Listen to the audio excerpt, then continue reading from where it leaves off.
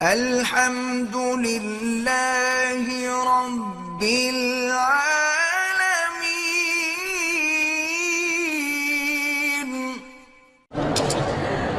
امامہ باندھنا سر پہ سنت ہے، چونکہ حضور صلی اللہ علیہ وسلم اکثر ٹوپی مبارک کے اوپر پگڑی مبارک باندھتے تھے، تو اس لیے امامہ جو ہے آپ کی سنت ہے۔ کبھی کبھی حضور امامے کے بغیر صرف ٹوپی مبارک بھی پہنتے تھے، لیکن زیادہ استعمال امامہ کا ہے، اور حضور صلی اللہ علیہ وسلم کو امامہ سفید رنگ کا محبوب تھا۔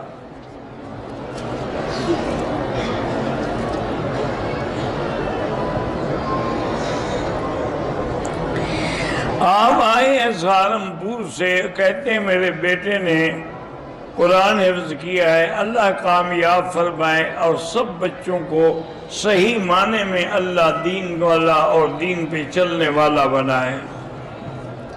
میرا عدالت میں ایک مقدمہ چل رہا ہے جو کہ ناجائز ہے، اللہ پاک آپ کی مدد کرے، اور اس کے لیے سب سے زیادہ جو ہے حسبنا اللہ و نعم الوکیل، یہ زیادہ پڑھا کریں، چلتے پھرتے اٹھتے بیٹھتے۔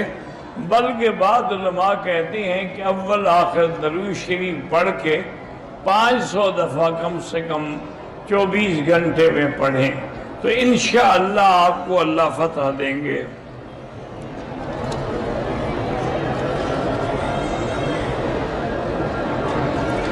میری بہن نے عالمہ کا کورس کیا ہے، لیکن ابھی تک کوئی اچھا رشتہ نہیں ملا۔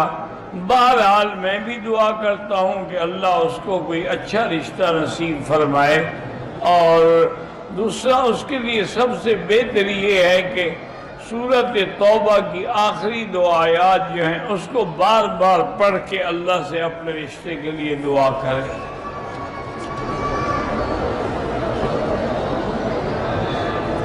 میرا بھانجا 4 سال کا ہے، بولتا نہیں ہے، تو اس کے لیے آپ جو قرآن کی آیت ہے رب اشرح لی صدری ویسر لی امری واحلل عقدۃ من لسانی یفقہوا قولی، یہ پڑھ کے دم کیا کریں اور پانی پہ دم کر کے بھی پلا دیا کریں۔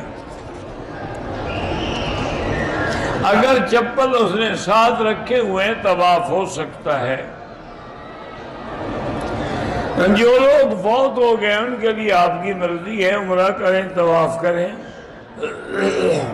حجر اسود کو اشارے کے وقت دونوں ہاتھ اٹھائیں تو جائز ہے، ایک سے اشارہ کریں تو جائز ہے۔ پانی کا گوشت جو ہے کافر کو بھی دے سکے، اپنے حصے کا دے سکتے ہو، کیوں نہیں دے سکتے؟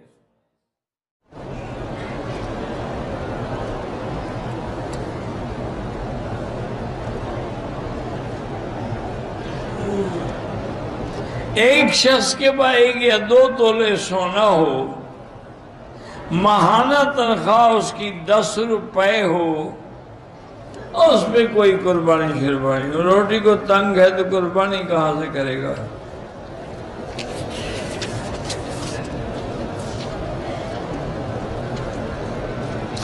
بھائی سے بچہ گود لے کے پال سکتے ہیں، لیکن نام اس کے والد کا رہے گا، آپ اپنا نام نہیں دے سکتے۔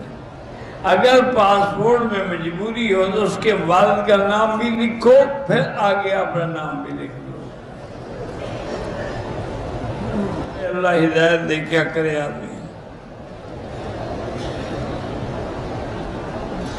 اگر وضو کرتے ہوئے ہاتھ دھوئے ناک میں اور منہ میں پانی 3 دفعہ کے بجائے 1 دفعہ دیا، وضو ہو جائے گا، لیکن سنت افضل یہی ہے کہ 3